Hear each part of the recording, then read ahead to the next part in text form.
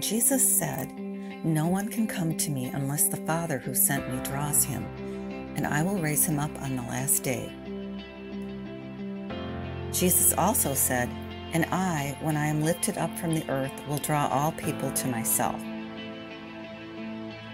Is Jesus contradicting himself?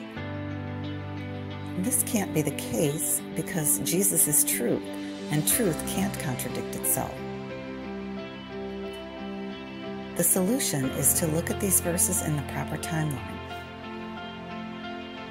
In John 6:45, Jesus tells us how God drew people to himself before Jesus arrived on the scene. Those that listened to God and learned were the ones that believed God.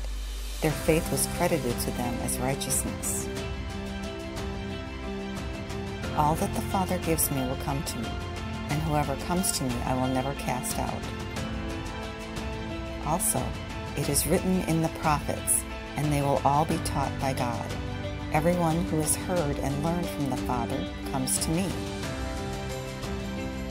These are the ones that the Father gave to Jesus, because they had already belonged to the Father through their faith and trust in him. God's way of drawing people to himself changed dramatically at a certain point in time.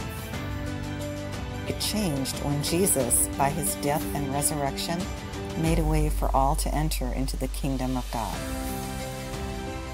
He said he would draw all people to himself when he was lifted up. He was lifted up on the cross at Calvary and raised from the dead 3 days later.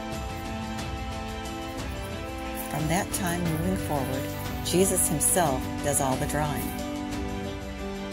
This is the gospel of Jesus Christ. God offers salvation to all who will look upon Jesus on the cross and acknowledge the incredible gracious gift God has given us through his wonderful Son.